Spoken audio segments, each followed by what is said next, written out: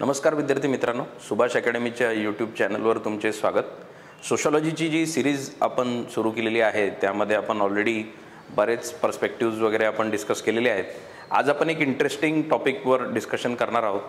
आपण already Carl मार्क्सचा जो conflict perspective आहे तो बघितलेला आहे।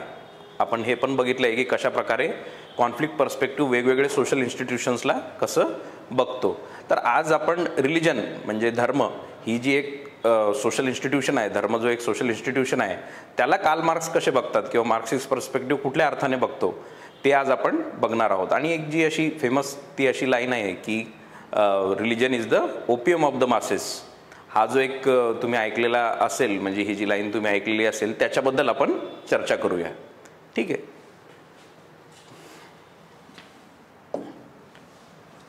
Religion is the opium of the people और मासेस हे जे म्हटलेलं आहे त्याच्याबद्दल कार्ल मार्क्स, आता आपल्याला माहिती आहे की जी कॅपिटलिस्ट सोशल ऑर्गनायझेशन आहे किंवा कॅपिटलिस्ट मोड ऑफ प्रोडक्शनमध्ये जी सोसायटी त्यावेळेला होती त्यावर ते बोलतात आणि त्यांनी इनइक्वॅलिटी आणि शोषण म्हणजे एक्सप्लॉयटेशन या सगळ्या गोष्टींवर त्यांनी आपलं लक्ष केंद्रित केलं आणि त्या हिशोबाने त्यांनी आपला थेरीज वगैरे मांडल्यात। आता रिलिजन ही जी एक आहे म्हणजे हा जो एक सोशल इन्स्टिट्यूशन आहे त्याला पण ते फार क्रिटिकली बघतात। आता religion is the opium of the masses हा जो त्या ठिकाणी ते जे बोलले आहेत त्याचा एक्झॅक्ट अर्थ काय, त्यांचं असं म्हणणं आहे की जो ओपियम सारखा जो एक आपला एक ड्रग आहे की तो काय करतो, आपलं जे पेन आहे हे पेन आपल्याला जाणवू देत नाही, इट नम्स आवर सफरिंग। म्हणजे आपली जी सफरिंग जी आहे किंवा आपला जो पेन आहे तो आपल्याला जाणीव करून त्याची देत नाही। तसा धर्म समाजामध्ये, कॅपिटलिस्ट समाजामध्ये धर्म तसा एक त्याचं स्थान आहे, असा त्यांचा एक बेसिक आर्ग्युमेंट आहे। आता आपण बघूया की कुठल्या वेगवेगळ्या अर्थाने त्यांनी हे पटवून द्यायचा प्रयत्न केला आहे। ठीक आहे, रिलिजन, आता त्यांनी हा स्टेटमेंट त्यांचं दिलंय की religion is the opium of the masses, religion is the sigh of the oppressed creature and the heart of a heartless world असं त्यांनी म्हटलंय। अँड पुढे पण ते बोलतात की it is a soul of a soulless condition असं ते बोलतात। It is an expression of real suffering and a protest against real suffering. आता हे वाक्य महत्वाचं आहे की जी खरी एक सफरिंग जी आहे त्याच्या विरुद्धचा तो एक प्रोटेस्ट सारखा आहे। ठीक आहे, म्हणजे त्यांचं म्हणणं काय बघा की वास्तविक दुःखाची अभिव्यक्ती आणि वास्तविक दुःखाविरुद्धचा निषेध देखील आहे। या दोन्ही गोष्टी धर्म त्या ठिकाणी त्याची पूर्तता करतो असं त्यांच्या पर्स्पेक्टिव्हनुसार त्यांना वाटतं। Marks is religion as a human creation. आता सगळ्यात महत्त्वाचा भाग की त्यांचं म्हणणं आहे की मानव निर्मित आहे, it is a human creation.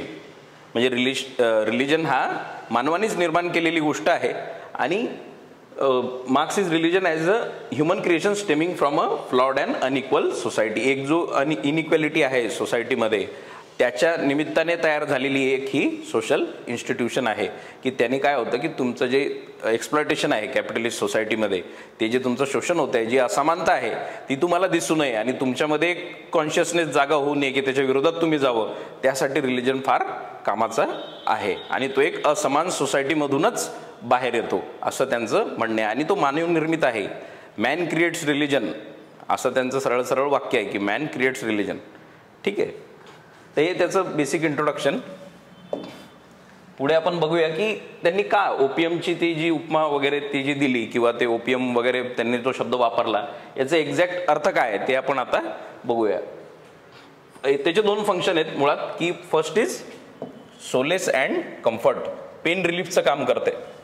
Religion provides temporary psychological relief from the misery, exploitation and alienation of life under capitalism. कॅपिटलिझमच्या आतमध्ये त्या समाजामध्ये, कॅपिटलिस्ट समाजामध्ये ती जी एक एक्सप्लॉयटेटिव्ह कंडिशन आहे एका वर्करची, म्हणजे ज्याच्याकडे भांडवल नाही आहे, ज्याच्याकडे कॅपिटल नाही आहे, तो जो काम करतोय दुसऱ्यासाठी तो कसा आहे, तो एलिनेटेड आहे, एक्सप्लॉयटेड आहे, एक मिझरीची लाईफ तो जगत आहे। म्हणजे त्याच्यामध्ये फार जास्त त्याचं शोषण होत आहे, दुःख आहे आणि अलगाव आहे, म्हणजे एलिनेशन आहे। आणि ही जी तो एक मानसिक दिलासा धर्म त्याला प्रोव्हाइड करतो। तर एक बेसिक फंक्शन आहे की it provide solace and comfort. ठीक आहे, ही जी उपमा आहे ओपियम कोणत्या अर्थाने त्यांनी सांगितलंय त्याचं हे फंक्शन आहे। दुसरं एक फंक्शन खूप महत्त्वाचं ज्याच्यामुळे ते त्याला अजून क्रिटिसाइज करतात की हे जे आहे की इट हिंड्रन्स टू रिव्हॉल्युशन। आता मार्क्सचा असं एक समज होता की एक काळ असा येईल की हे सगळे जे वर्कर्स आहेत किंवा हे सगळे जी क्लास आहे जो सप्रेस्ड आहे किंवा द सबऑर्डिनेट क्लास ज्याला आपण म्हणू, प्रोलिटारिएट ज्याला असं म्हणतात, की हा क्लास जो आहे हा एकेकाळी नंतर याचा क्लास कॉन्शियसनेस जागा होईल आणि तो एक उठाव करेल आणि रिव्होल्युशन करेल या कॅपिटलिस्ट सिस्टमच्या विरोधात. पण यांचं असं म्हणणं आहे की रिलिजन या गोष्टीला पण रोखून धरतं. रिलिजनचं असं आहे की बाय डलिंग द पेन, म्हणजे त्यांचं जे पेन आहे त्याची जाणीव जे रिलिजन त्यांना होऊ देत नाही, त्याच्यामुळे it prevents the masses from addressing the source of the suffering. म्हणजे जी सोर्स ऑफ द सफरिंग जी येत आहे म्हणजे कुठून, कॅपिटलिस्ट मोड ऑफ प्रोडक्शनमधून, ती त्यांना त्या लेवलवर तिथे ॲक्ट करू देत नाही. म्हणजे त्यांचं असं आहे की त्यांना जे आतमधून जे दुःख आहे त्याच्याबद्दल त्याचं जे निवारण आहे किंवा त्याचा जो सोर्स आहे त्याच्यापर्यंत जाण्याचं ते रिलिजन त्यांना एक चान्स देत नाही. रिलिजन काय करतो, त्यांचं पेन डल करतो आणि ते तात्पुरते थांबून जातात आणि त्यांच्या मनात जी एक रिव्होल्युशनरी भावना आहे ती मुळात वाढू देत नाही. तर रिलिजन तसा एक त्याचा इम्पॅक्ट असतो. तर हे मेजर 2 फंक्शन त्यांनी या अर्थाने त्याला बघितलं की ते ओपीएम का म्हणतात, अफू का म्हणतात. ठीक आहे, फार महत्त्वाचं. म्हणजे त्यांनी एक ओव्हरऑल जी मार्क्सच्या थेरीज आहेत, तुम्ही हिस्टॉरिकल मटेरियलिझम वगैरे ऐकलं असेल, एलिनेशन ऐकलं असेल, तर मार्क्सला जेव्हा आपण समजतो तेव्हा हे सगळे जे टॉपिक्स आहेत, क्लास स्ट्रगल झालं, या सगळ्यांना एकसाथ आपल्याला बघावं लागेल आणि ते सगळं कळाल्यानंतर आपण त्यांच्या ह्या गोष्टी इकडे म्हणजे अशा पद्धतीने त्याचं इम्प्लिमेंटेशन करू शकतो. आज आपण फक्त रिलिजनच्या कंटेक्स्टमध्ये बघत आहोत, पण आपला कोर्स जेव्हा सुरू होईल त्या अर्थाने आपण पूर्णपणे मार्क्सला शिकणार आहोत. ठीक आहे, तर हे फार महत्त्वाचं, याला लक्षात ठेवणं गरजेचं आहे किंवा समजणं फार गरजेचं आहे की ते ओपीएम याला का म्हणत आहेत. ठीक आहे, पुढे बघता येईल की religion as an instrument of social control, सामाजिक नियंत्रण जे असायला पाहिजे, समाजावर एक नियंत्रण असायला पाहिजे, मासेसला एक कंट्रोलमध्ये ठेवण्यासाठी जी गोष्ट लागते त्याच्यासाठी रिलिजन फार महत्त्वाचा एक ॲस्पेक्ट आहे. रिलिजन वर्क करतो त्या गोष्टीसाठी. ठीक आहे, the problem, religion fosters false consciousness, खूप महत्त्वाचा पॉईंट किंवा ही टर्म फार महत्त्वाची आहे.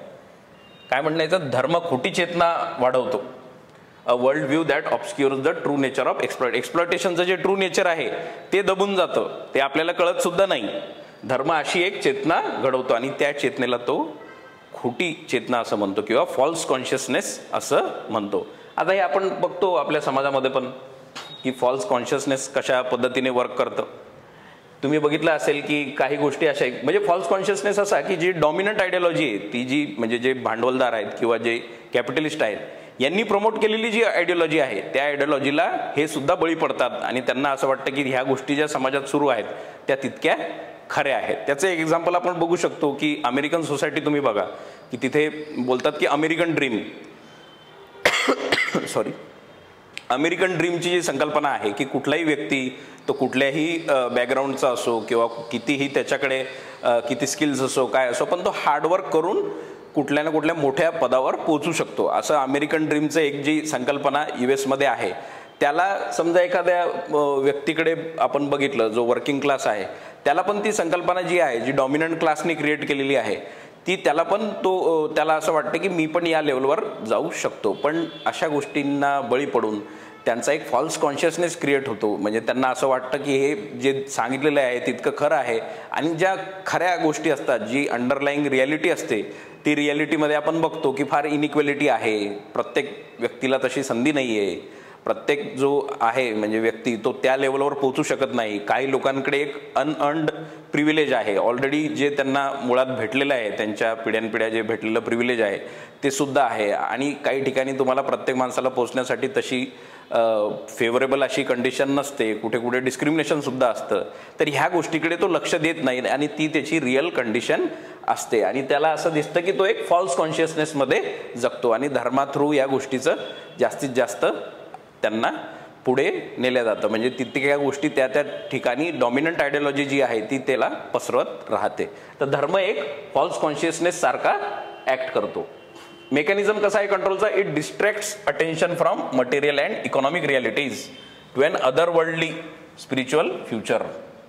सगळ्यात महत्त्वाचं की आता नाही, तुला पुढे जाऊन तुझ्या लाईफमध्ये म्हणजे तू हेवनमध्ये जाशील की हेलमध्ये जाशील किंवा त्या अर्थाने जे आहे की तुझं पुढच्या जन्मात तुला फार तुझ्यासाठी चांगल्या गोष्टी घडणार आहेत. ही सध्या जे चाललं आहे ती देवाची मर्जी आहे. म्हणजे आपण म्हणतो ना की देवाने जसं म्हणेल तर म्हणजे देवाला जसं वाटेल तसं घडेल, ह्या ज्या गोष्टी आहेत ह्या त्या अर्थाने प्रमोट केल्या जातात आणि त्याच्यामुळे त्याला त्याची रिअल कंडिशन जी आहे, रिअल जी इकॉनॉमिक त्याची कंडिशन आहे ती त्याला जाणवत सुद्धा नाही.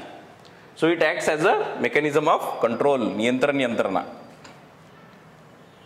ठीक आहे. Effect the exploited masses passively accept their current suffering instead of engaging in revolutionary action. जे मासेस आहेत यांना पॅसिव्हली ती सफरिंग जी आहे ती त्यांना एक्सेप्ट होते. आता तुम्ही बघाल रिसेंटली तुम्ही इंडियामध्ये तर खूप आपण बघतो की बऱ्याच ठिकाणी जे धार्मिक असे पंथ वगैरे वेगवेगळे सेक्ट्स वगैरे तयार झालेले आहेत, तिथे मेजरली तुम्ही बघाल तर जे लोअर क्लासेस आहेत, जे गरीब आपल्या इथली जनता आहे, ती त्या ठिकाणी त्यांची हजेरी खूप जास्त असते. कारण की त्यांना एक त्या ठिकाणी त्यांचे जे गोष्टींचं जे निराकरण आहे, म्हणजे त्यांना जो त्रास आहे त्या गोष्टींचं निराकरण आहे, जरी ते होत नसेल पण त्यांना तिथे जाऊन एक सांत्वना भेटते. त्यांना असं वाटतं की इथे येऊन आपल्याला काहीतरी एक स्पिरिच्युअल हे भेटत आहे, स्पिरिच्युअल त्यांना एक त्या अँगल त्यांना त्यामध्ये भेटतो. पण खऱ्या अर्थाने बघायचं म्हटलं तर ते त्यांचे जे रिव्हॉल्युशनरी पोटेन्शियल आहे, ज्याच्याने ते प्रश्न करू शकतात किंवा विरोध करू शकतात व्यवस्थेचा, ते त्या ठिकाणी करत नाहीत आणि रिलिजन इथे एक महत्त्वाचा रोल प्ले करतो. ठीक आहे. Conclusion, religion ultimately serve the ruling class. आता हे सगळ्यात महत्त्वाचं, रिलिजन अल्टिमेटली रुलिंग क्लासचा फायदा करून देतो, जे भांडवलदार आहेत, by maintaining the stability of the oppressive social order. हे सोशल ऑर्डर जो आहे, जो स्टेटस को आहे, याचं मेंटेनन्स रिलिजन करतो आणि त्याच्याने काय होतं की रुलिंग क्लासची जी आयडियोलॉजी आहे किंवा रुलिंग क्लासचं जे एक डॉमिनेशन आहे, जो दबदबा आहे, तो समाजामध्ये मेंटेन राहतो. या अर्थाने रिलिजन त्यांना फार फायद्याचं असतं. आणि तुम्ही कधी कधी बघाल की खूप मोठे जे आपले इथले कॅपिटलिस्ट आहेत, आपल्या इथे एक दोन नावं आहेत तुम्हाला माहिती आहे, तर तुम्ही बघाल त्यांना की ते सुद्धा रिलिजनचे पुरस्कर्ते असतात. म्हणजे ते तुम्हाला दिसतील की जेव्हा जेव्हा असं काही मोठे रिलिजियस इव्हेंट असतील तर तुम्हाला त्यांना त्यांची हजेरी तिथे असते. जरी त्यांना काही पाहिजे नसेल त्याच्यामधून, पण त्यांची हजेरी तिथे असते. याच्याने काय होतं की ते रिलिजियस जी एक लेजिटिमसी आहे सोसायटीमध्ये, त्याला ते मान्यता देतात. आणि जे ऑपरेस्ड लोक आहेत यांना त्याच्याबद्दलची काही माहिती नसते आणि ते त्या गोष्टीला बळी पडतात की सगळेच लोक रिलिजियस थिंकिंगमुळे जगत आहेत किंवा रिलिजियस थिंकिंगला तितकी मान्यता देत आहेत. तर असा एक आहे की जे रुलिंग क्लास आहे यांना त्या गोष्टींचा फार फायदा होतो. तर religion is a conservative force. That is why it is helpful for the ruling class, because it numbs the pain and it does not let the people to think about their harshness of their life. So in that sense आपण याला बघू शकतो की religion एक instrument of social control कसा आहे. And false consciousness is an important term here. So we have to remember this. ठीक आहे. आता मार्क्स काय सुचवतो, म्हणजे मार्क्स आपण आज फक्त मार्क्सिस्ट अँगलनी बघतोय. हे बघा, हे मार्क्सचे विचार येतात, माझे नाही आहेत. तर आपण मार्क्सच्या अँगलनी या ठिकाणी बघत आहेत की रिलिजन काय एक ओपियम आहे, ओपियम ऑफ द मासेस का बोलले आहेत. आणि ते फार फेमस असं स्टेटमेंट आहे, म्हणून मला असं वाटलं की आपण हा टॉपिक घ्यावा, कारण की त्याच्यावर फक्त चर्चा होत राहते, पण त्याचं थोडं इन डेप्थ थोडंसं आपल्याला कळालं तर तो थोडं जास्त बेटर राहील. ठीक आहे. आता तसा तर हा रिलिजन अँड सोसायटी जो टॉपिक आहे त्यामध्ये आपला हा पर्टिक्युलर टॉपिक येईल. याच्यासोबत आपण याचा क्रिटिक, फंक्शनलिस्ट पर्स्पेक्टिव्ह काय म्हणतो वगैरे, वेगवेगळ्या फॉर्म्स ऑफ रिलिजन काय आहे ते सगळं त्यामध्ये येईल. हे एक मी सेपरेट टॉपिक हा घेतला आहे. ठीक आहे. तर त्यांचा अल्टिमेट गोल काय, the abolition of religion is not the end goal, it is the first step. त्याचं म्हणणं आहे की रिलिजनला जर अबॉलिश करायचं आहे तर ती फक्त फर्स्ट स्टेप आहे. आता हे फार इंटरेस्टिंग आहे. त्यांचं म्हणणं आहे की रिलिजन जर एक त्यांचं रिव्हॉल्युशनरी पोटेन्शियल कमी करतोय किंवा रिलिजन त्यांचं सफरिंग जी आहे त्यांना दिसू देत नाही, तर आपण काय करावं. तर पहिली गोष्ट अशी आहे त्यांचं म्हणणं की abolition of religion is not the end goal, ती फक्त पहिली स्टेप आहे. त्यांचं सगळ्यात महत्त्वाची पुढे गोष्ट बघा काय, तर हे जे इल्युजन आहेत, जे भ्रम आहेत, to give up the illusions of religion is to call on them to give up a condition that requires illusions. आता दिस इज व्हेरी इम्पॉर्टंट. त्या परिस्थितीचा त्याग करण्याचे आव्हान करणे ज्याला भ्रमाची आवश्यकता आहे. Means the condition which requires illusions. And what are the conditions? The capitalist system has created those conditions. Ki you feel alienated, you feel exploited, you feel left alone, you lose your dignity, you lose your awareness about yourself. The capitalist society या अर्थाने अशी परिस्थिती create करते ज्याच्यामुळे तुम्हाला एक इल्युजनची गरज पडते आणि ते इल्युजन रिलिजन प्रोव्हाइड करतं. तर फक्त रिलिजनला अबॉलिश करून काही फायदा नाही, ती तर फक्त पहिली स्टेप आहे. त्यानंतर काय आहे की तुम्ही ते जे भ्रम लागतात, ते जे इल्युजन लागतं सस्टेन करण्यासाठी या कॅपिटलिस्ट सोसायटीमध्ये, त्याला त्या परिस्थितीलाच तुम्ही नकारा किंवा ती परिस्थिती कम्प्लिटली इरॅडिकेट करा, असं त्याचं म्हणणं आहे. फारच इम्पॉर्टंट. इथे जर का तुम्हाला कळालं तर त्या अर्थाने तुम्हाला समजेल की एक्झॅक्टली त्यांचा दृष्टिकोन काय आहे तो. ठीक आहे. ट्रू सोल्युशन, पुढे सोल्युशन काय मग त्यांचं म्हणणं काय? टू अबॉलिश द कंडिशन्स, हे बघा परिस्थिती, exploitation, inequality, capitalism that necessitate the need for opium in the first place. हे ओपियम लागतं का बरं? धर्माच्या स्वरूपात हे ओपियम का लागत आहे? कारण ही जी कंडिशन आहे, एक्सप्लॉयटेशन झालं, इनइक्वॅलिटी झाली आणि कॅपिटलिझममुळे मुळात ज्या गोष्टी घडत आहेत, तर याला पहिले तुम्ही अबॉलिश करा. याचा अर्थ तुम्ही काय करा? कॅपिटलिझमला अबॉलिश करा आणि एक कम्युनिस्ट सोसायटी तयार करा, असं त्यांचं एक त्यांनी पुढे प्रिस्क्राईब केलं होतं. The result, only a communist and classless society will eliminate the need for a religious solace. हा जो रिलिजियस आपल्याला एक हे पाहिजे, एक रिलिजियस सोलेस जी आपल्याला गरज असते, ती तेव्हाच ती गरज संपून जाईल जर आपण एक कम्युनिस्ट सोसायटी तयार केली, क्लासलेस सोसायटी तयार केली, जिथे कोणी मोठं नाही आहे, कोणी छोटं नाही आहे, कोणी कॅपिटलिस्ट नाही आहे, कोणी वर्कर नाही आहे, आणि ती जी एक प्रॉपर्टी आहे ती कम्युनली ओन्ड आहे. त्याच्यामध्ये कोणाकडे जास्त कोणाकडे कमी नाही आहे आणि प्रत्येक माणूस एक इक्वॅलिटीमध्ये राहील. अशी जी सोसायटी जर आपण निर्माण केली तर या भ्रमाची किंवा या रिलिजियस सोलेसची आपल्याला गरज पडणार नाही आणि आपल्याला ओपीएमची सुद्धा गरज पडणार नाही. इनडायरेक्टली टॉकिंग अबाउट रिलिजन, म्हणजे आपल्याला रिलिजनची गरज सुद्धा पडणार नाही. तर या अर्थाने त्यांनी या गोष्टीला आपल्याला एक्सप्लेन केलेलं आहे मार्क्सनी. इंटरेस्टिंग थिअरी आहे तशी बघितली तर, आणि रेलेव्हंट असते. तुम्ही बघाल की आपल्या इथे आता बघाल की इनइक्वॅलिटी आहे इंडियामध्ये. म्हणजे आपण बघितलंय की तो ऑक्सफॅमचा रिपोर्ट वगैरे सांगतो की 1% लोकांकडे 40% देशाची संपत्ती वगैरे आहे, आणि आपण हे बघतो की तितक्याच यांनी आपल्या इथे रिलिजनची किंवा वेगवेगळ्या धार्मिक याची पण वाढ होत आहे. तर रिलिजनचा आणि जो इनइक्वॅलिटीचा आणि याचा जो संबंध आहे कॅपिटलिस्ट सोसायटीमध्ये, त्याला जोडण्याचा एक मार्क्सचा एक त्यांचा हे होता, त्यांचा एक प्रयत्न होता.